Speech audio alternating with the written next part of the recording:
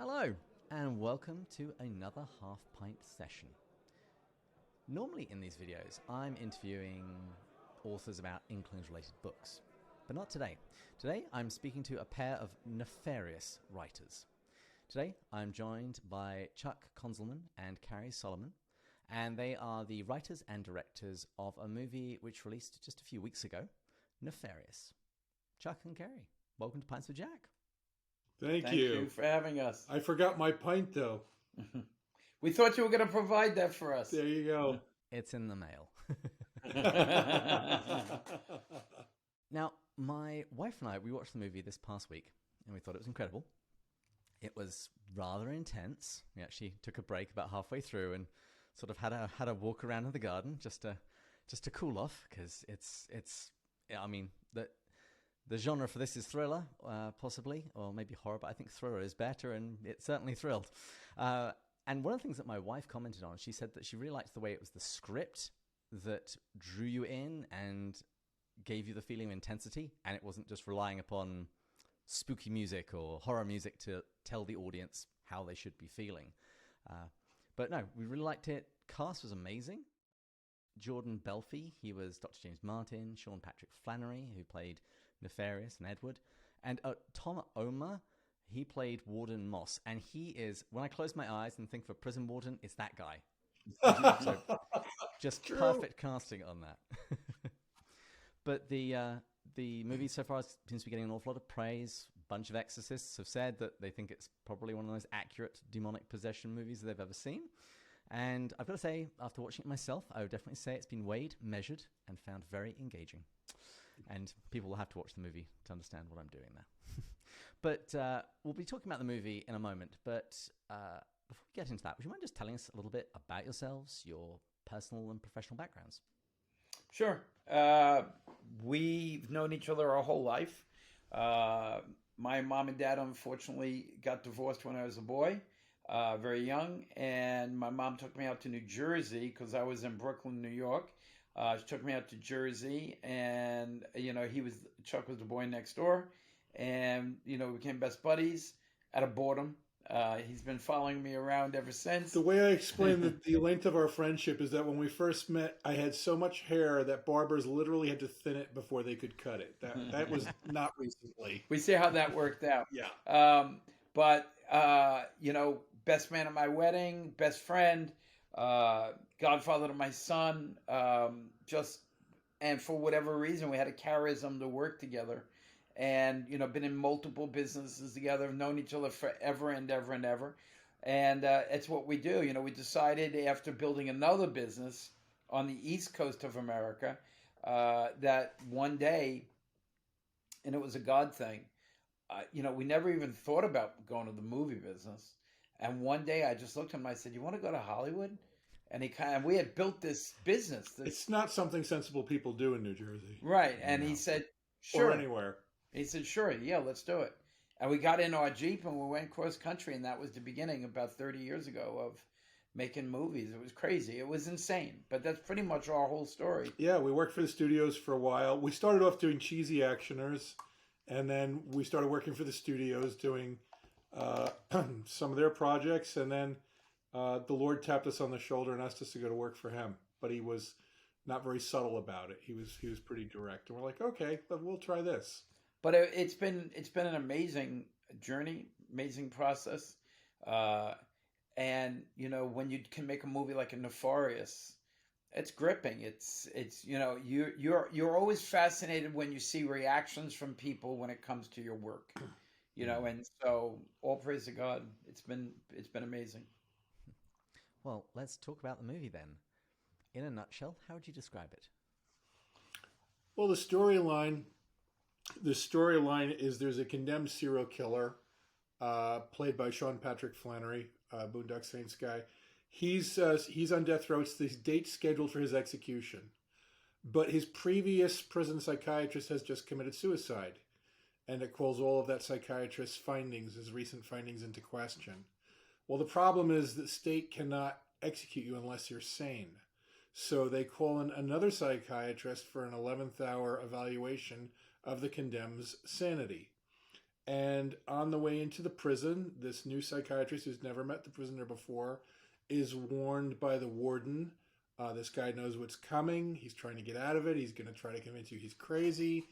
Don't fall for any of it. If you allow him to, he'll twist your head around so badly you'll think you're the killer, not him. The psychiatrist dismisses that. He walks in, he meets the condemned, and is kind of stood up because the condemned seems to know all sorts of things about him and his past and his personality that no one has any business knowing. And then the condemned keeps turning the tables on him. He says, I know you think I want to get out of here, but I don't. I want to be executed. I'm actually a demon in full possession of this human being, and it's time for him to be executed. It's time for him to go to hell. And then they have a discussion. And then there are three possibilities for the audience. One is that this is a brilliant faker who's faking being a demon faking insanity to keep from being executed. Another is it's a brilliant prisoner who is deluded and actually is insane. And the third is that he actually is possessed by a demonic entity. And the audience is invited into this discussion between these two individuals to try to figure out what does and does not, what the truth is. And obviously the reason we're on is that the log line, the pitch line that we use to everyone is it's C.S. Lewis's Screwtape Letters meets Silence of the Lambs. That's right. And so that is the best analysis I could say. You know, so we love C.S. Lewis's Screwtape Letters, like a lot of people. Well, the movie wouldn't have been possible, quite frankly, without the Screwtape Letters. I mean, it was an inspiration for us. You know, the idea of Steve Dace, who's a conservative commentator, who wrote a book that inspired this, but he came up with the character of Lord Nefarious and the demonic character. Spoiler alert: yes, he is in fact a demon in full possession of a human being. That's why the movie tends to be kind of interesting, because we hear his thoughts on things. So Steve was inspired by the Screwtape Letters and wanted to do something. And then when we got hold of it, without even knowing, I don't think we even knew that, we said, well, this should be the Screwtape Letters meets Silence of the Lambs. And if we're going to, as long as we've got CS all over this conversation, we'll borrow from one of his comments where he said basically words to the effect of, we don't need more Christian books, we need more books by Christians. In this case, we don't need more Christian movies, we need more movies by Christians. And so that's what this whole thing is. And again, borrowing from Lewis and the idea of when you had Screwtape, the idea of being able to climb inside the head of a lieutenant of hell is much easier and much safer than trying to climb inside the head of the Prince of Darkness himself. But this was percolating for years with us, because the idea of the comedic way that CS did it, we always thought, what would that be? But humorous. Yeah, it doesn't go to broad comedy, but it's obviously the wit in the original is obviously it's half the fun of reading. But we kind of said, from a story point of view, what if you really had an interview with the devil, with a real demon, What would that look like? And the irony is that in our post-Christian culture, we are both here in the States and in Europe, but even more so in Europe. The audiences by and large would dismiss any commentary from a priest or a cleric of any sort.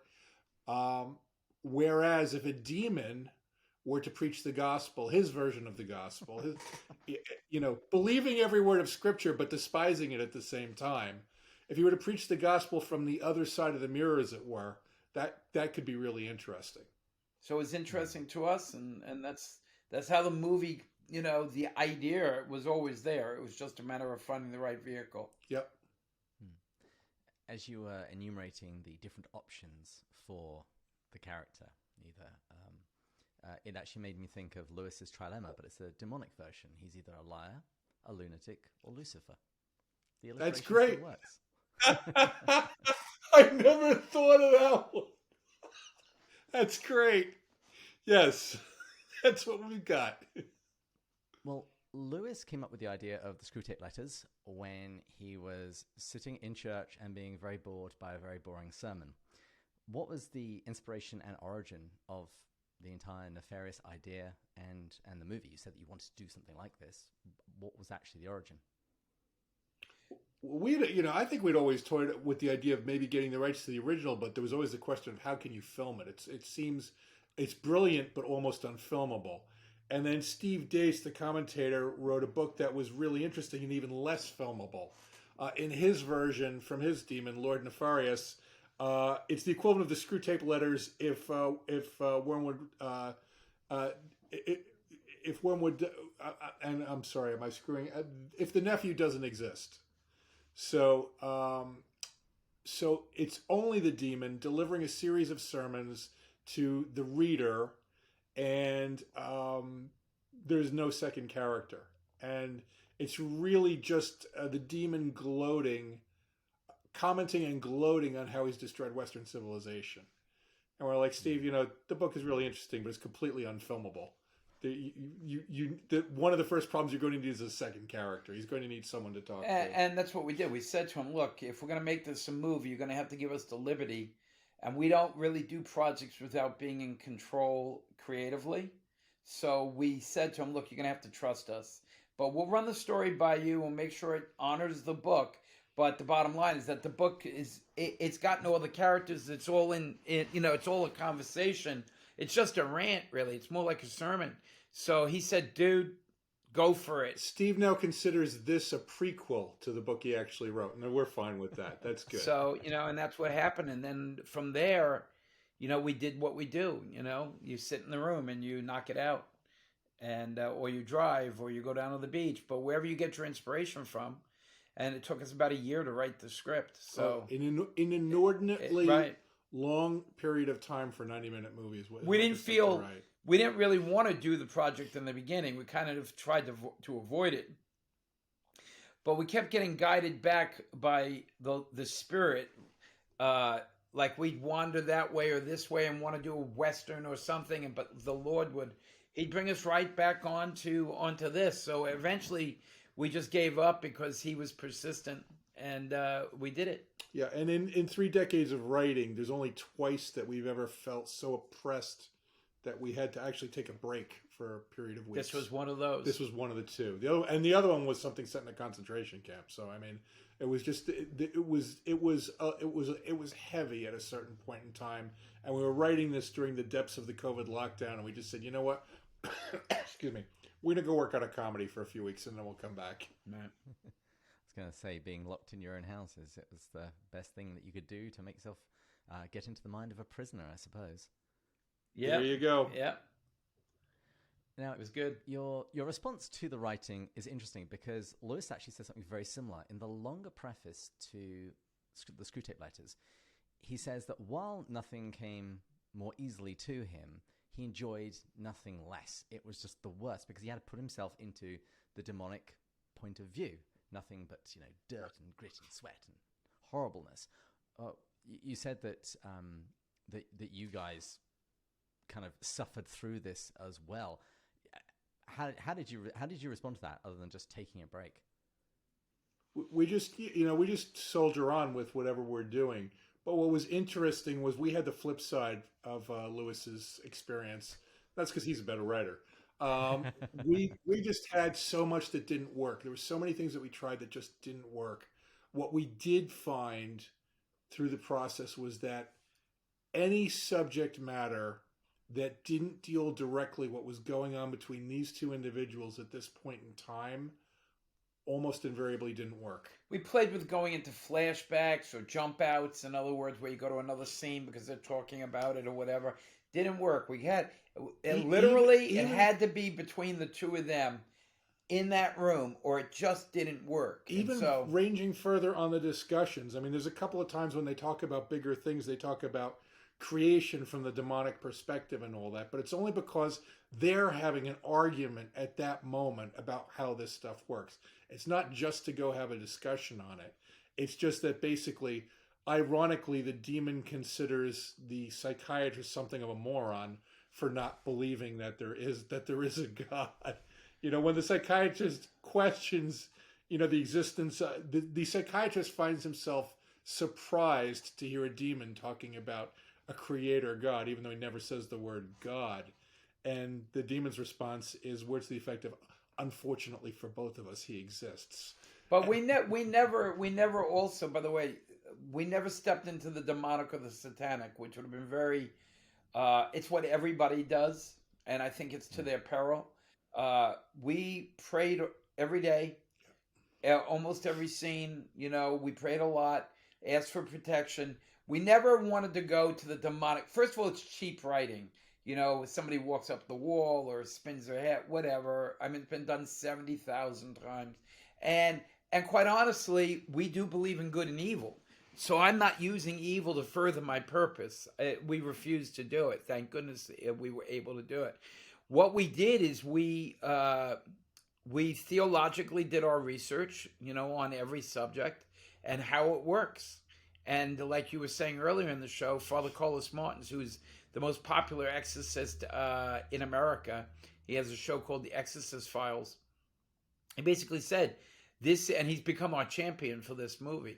He basically said this movie is the most accurate description, the best movie on possession, on exorcism that has ever been made. And there's a reason for that. It's not spectacle.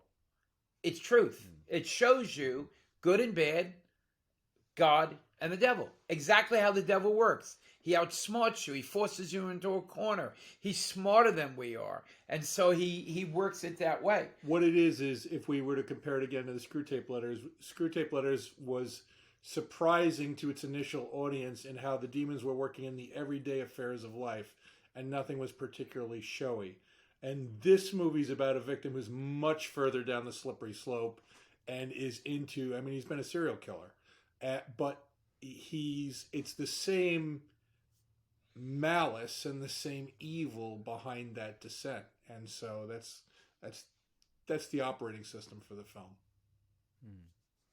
I suppose the most showy part of the entire movie, I'm not giving anything away because it's in the trailer, the doctor has demanded proof that this man is a demon, and at that moment the light bulb explodes and he goes, it's probably a coincidence. Firstly, absolutely, that was hilarious. That was very Screwtape-esque. But really, that's as much as it gets in terms of the traditional exorcist movie kind of manifestations that you see. And as you say, a lot of it was about the conversation itself. So I was curious, are there any particular lines in the movie or scenes in particular which you're particularly proud of and that you enjoy? Because I have a few of mine afterwards that I'll tell you about. There's one that's fun. I like one that's kind of fun where the demon has actually gotten the psychiatrist's goat to the point where he leaves the table where they've been interviewing. It's almost like he can't stand it anymore, and then he returns, and the demon says to him, ready for round two, and the psychiatrist says, I didn't realize this was a fight. The demon says, that's why you're losing. I think there's a lot of great lines in there. All hell rejoices. Ooh, that came out of, that was the Holy Spirit. That was so powerful. It bothered us when we. It bothers me when I watch it now. When we came up with it, it's meant to be very uncomfortable. What's a little malice between friends? A play on that. Yeah. I think probably the greatest line in the movie was when the demon reflects, and you can see he's almost got a faraway stare and says, the cross was our greatest mistake. In other words, I thought that was incredibly powerful. Sometimes the demon is reversing scripture, and what's ironic in the piece is that the psychiatrist has no awareness of the context. So at one point, the psychiatrist is echoing Pilate with Jesus. He says, "Do you realize I have the power to save you or condemn you?" And the demon responds, "What I realize is you would have no power over me whatsoever had it not already been given to you from below." And the demon is completely aware of what they're acting out, and the psychiatrist has no idea of what they're acting out. I think there were probably several dozen lines in the movie that we fell for, and I've probably out of all of our movies, we've never had this much chunks of gold. Yeah, there's some, and what's really ironic is there's a ton of scripture in here, either delivered directly or inverted from the demonic perspective, always to serve the demonic agenda, and yet it's almost invisible in a strange way, because it's delivered with such malice behind it, such bile. And I think that the great lines are also surrounded by other lines and sequences and scenes, like the scene where he's talking about sex trafficking, and I mean, I thought it was incredibly compelling, and it's exactly what's going on in the world. I mean, the theological discourses are powerful. I believe that this movie was anointed. Now, I don't know if you're believers or religious, if your followers are religious or not. We are. So it came from a place where we were awestruck many, many times, surprised, because that we didn't feel like we came up with a lot of the lines. That was all the Lord. But the power of certain lines and sequences in this movie, we've never seen this reaction. Look, we've done God's Not Dead, we did Unplanned, we've done a lot of movies that really had an effect. There is nothing like this that has ever happened. I'm telling you, in America, we have people that are going to this movie 7 days in a row and bringing different people each day. People find themselves that they can't stop thinking about the film the next day and for a number of days later. It does not let them go. The reactions were off the hook.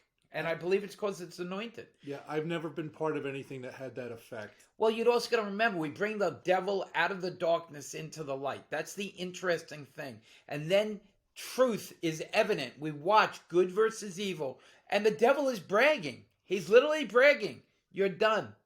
We finished you. It's over. And so he's bragging on how he does everything. And to your viewer, very, very, very interesting, because they suddenly realize, this is kind of like, this could be happening in the real world, which it is.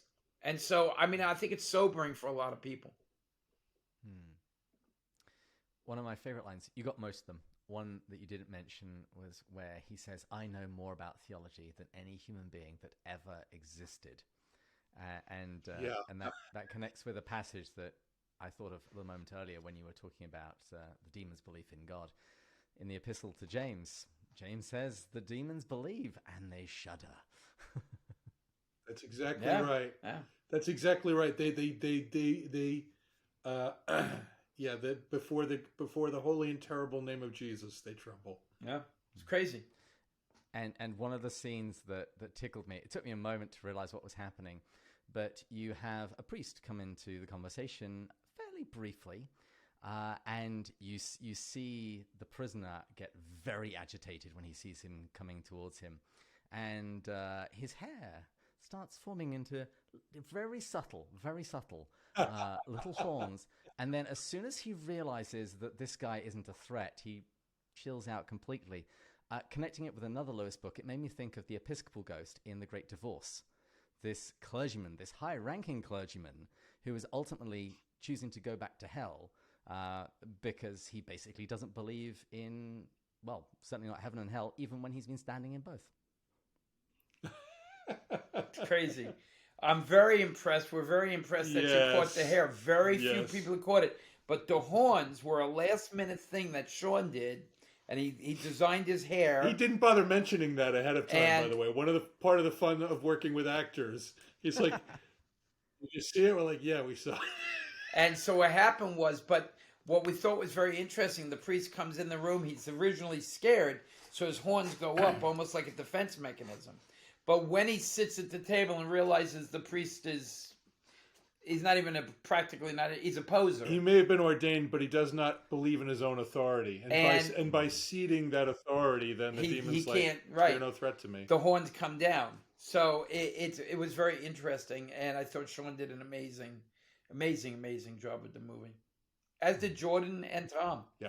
We cast well. I mean, those three guys. The spirit was very good to us on that. Tom, when you were talking about him, that he feels like he's a warden. Yeah, he was a police officer and a formerly a Marine in an assault company. So he's just like one of those guys. And by the way, I'll give you a compliment. Okay, the exact words you said are the exact words I said to Chuck. I said, "I hope this guy can act, but I'll tell you one thing. This guy looks like a warden. We're going to hire him. We'll just tell him to be quiet and just stand there. Looks like we got on the phone to Central Casting, said send us a warden, and this is who they sent us. And I stand by that. I mean, he was great. Yeah, he looked the part, and he did a great job. He's such a nice guy too. He really is. Mm. Well, could you tell us a little bit about the process of filming? Because I heard that there were a lot of challenges. I heard that Jordan had a child on his first day, as well as all kinds of things going wrong. And would you mind just telling us a bit about that? Yeah, well, I'll give you this isn't the diabolic or demonic. This is just the routine craziness of filmmaking. So on the first morning of filming, we're filming outside a real working prison. We will soon be filming inside the wire in a real working prison. And we have extras who are theoretically staging a riot, a protest. And our filming coincided with the annual board of the prison directors meeting, and they thought they had an actual working riot outside the prison. So they shut everything down for 90 minutes. That was fun. And then literally before the first shot was called, we were only delaying because the sun wasn't high enough yet to start shooting. Jordan was in his trailer, and he got the phone call from his wife, and his first child, his son, had just been born. And he came over to us, and we literally were about to say, okay, action. And he said, guys, I got to tell you something. And we're like, okay, I figure it's a last-minute jitter or something like that. And he says, I just had a son. And we were totally excited for him, but on the inside, we were out of our minds because all of a sudden, as a human being, what am I going to say to him? Okay, that's great, go to work, which is what a lot of people would do, okay? But we would have let him go home if he wanted to. And I would have just have to recast the movie. It would have maybe killed the movie or whatever.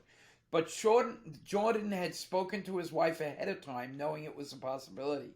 And they basically both agreed that it was an important piece of work and that he wanted to do it and he was going to do it. And she thought it was good for him to do it. And we shared this amazing moment that will live for us and for him, I'm sure, for the rest of... it is one of the high points of our career. Now that's the good and the fun stuff. Now it goes the other way. Now onto the diabolical oppression stuff. So before we're getting ready to start shooting the film the first time, we're less than 10 days out. We have a barbecue, last thing, which I refer to as the dinner of death. And 9 of our 15 key personnel of the film get COVID. So our production designer, I think, brought it in, and so Cary spent 8 days in the hospital. I wish they could have died. Everybody, so the production shuts down, doesn't get started. It costs us $600,000 to keep the set. Yeah, our hero set, which has been built in a basketball arena, we have to keep up now. So we come back again, and pre-production is going swimmingly. We're like, okay, maybe the Lord is really, maybe we got a hedge of protection here. Well, it felt that way for a very short period of time. And very short period of time. So we start filming. And a couple days into it, the national headquarters of IATSE, which is the most powerful union, orders a strike with no strike vote and no grounds. Totally inappropriate, totally immoral, no reason. Our on-set exorcism-trained priest has an emergency appendectomy a couple hours after he says Mass for us. His appendix bursts during removal, and the surgeon tells him if you were here an hour later, you wouldn't be alive. 8 car crashes we'll make it fast. 8 car crashes in 11 days. The cars are totaled. No one's hurt. So what are we watching?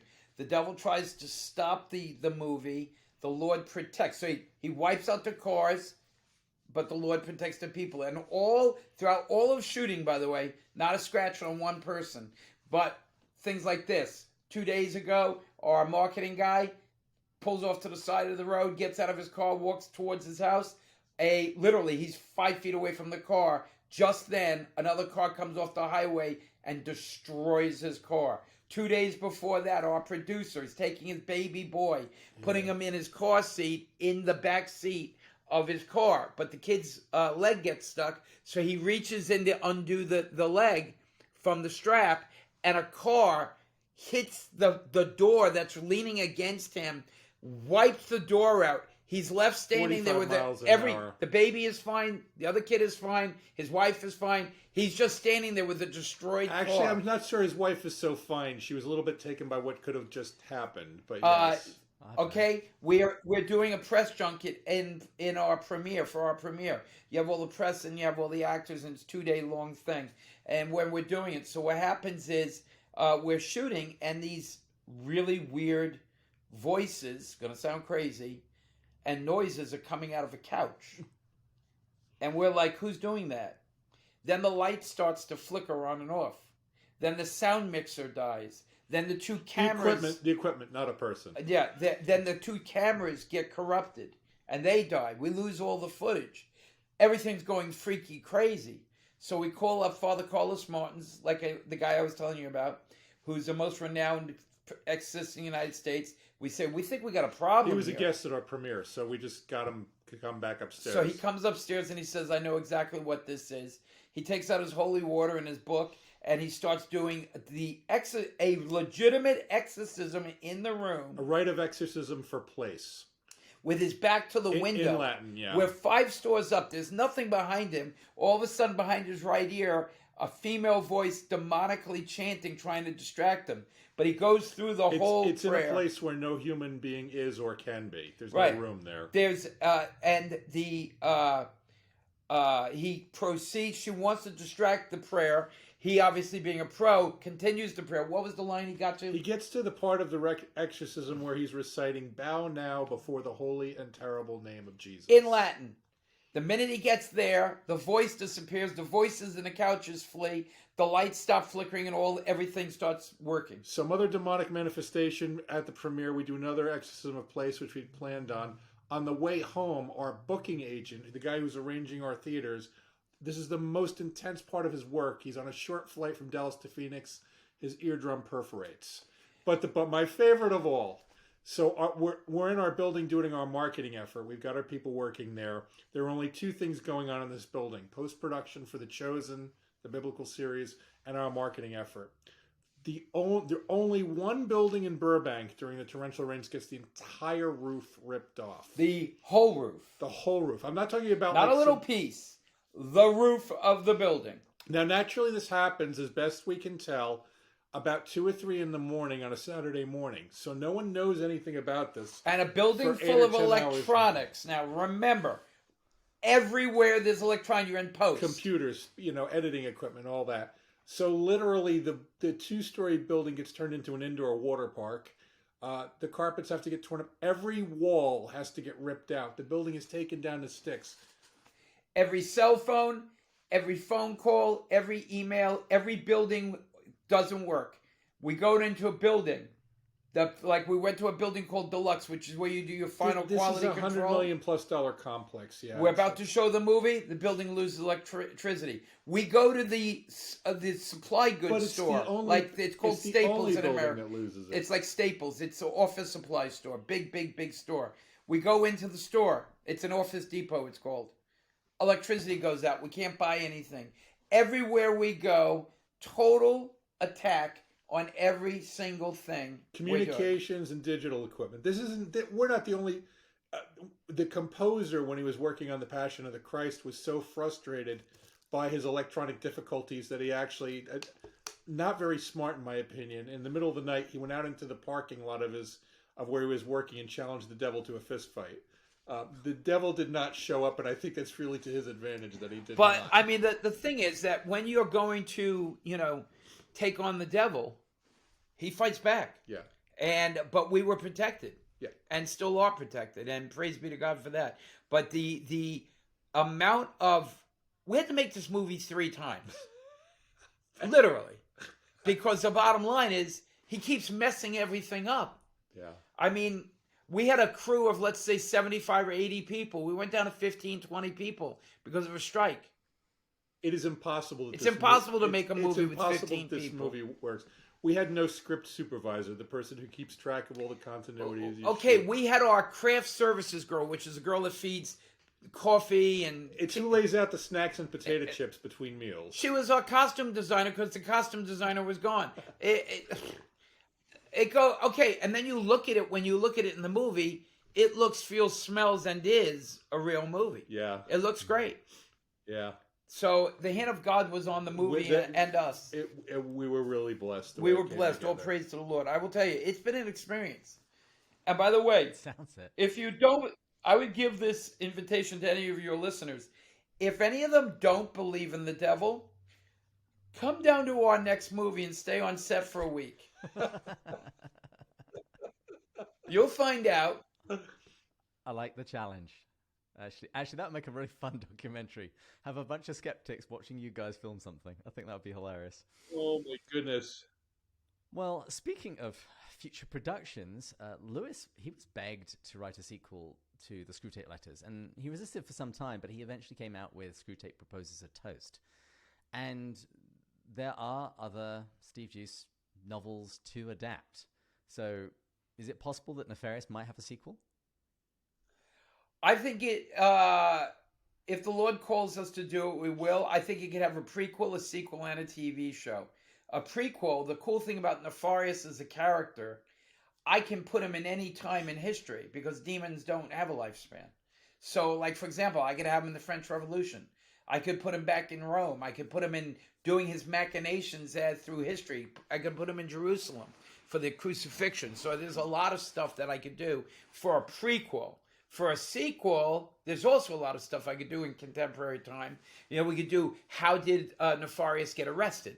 You know, what's the story about him and the cop? Or we could do the next part of what happens with James, the psychiatrist. And as far as the TV show, I think it would be a great TV show because what we would do is have Nefarious confounding and doing and being very nefarious from week to week. For lack of a better term, touched by a demon, yeah. And then we'd have the doctor trying to stop that. And, you know, and all kinds of stuff. So, I mean, there's a lot we can do. Whether or not we're called to do it, I don't know. We'll see. You know, it's up to him. I'm looking forward to, as much as I've loved the project, I'm looking to 2 or 3 weeks at some point without Lord Nefarious in my life. He's been dominating the last several years of my life, and I'm looking to take a vacation for a couple weeks. I like it. Chuck, Cary, thanks so much for coming on the show. Thank you for having us. As the landlord rings the bell for final drinks, can you tell people where they can find out more about you and the movie? You can just look us up on the internet, Cary Solomon, Chuck Konzelman, or on IMDb. They can go to whoisnefarious.com for the movie. You know, some information about the movie. And the movie, you're in England, I presume, from the accent, right? Don't tell me you're right here in Los Angeles. The accent is English. I actually used to live in San Diego, but I moved to Wisconsin 2 years ago. Oh, wow. So you're not, I thought you were in England. Okay. My mom is British. She grew up in England, in Ipswich. Oh, there's hope for you yet. You know, so yeah, there you go. And my grandfather played professional football for Crystal Palace and Ipswich. Oh, wow. But anywhere movies are seen, sold, or will be online and so on. It's like every other movie. You can go down to the movie theater or you can go see it. You know, you can wait. I'd prefer you to go to the movie theater because the more people that do, the longer we stay in the movie will allow theaters. us to stay there, yeah. Right. Wonderful. Well, listeners, viewers, I hope you enjoyed that. I certainly did. And please join us next time when we'll continue going further up and further in. Cheers.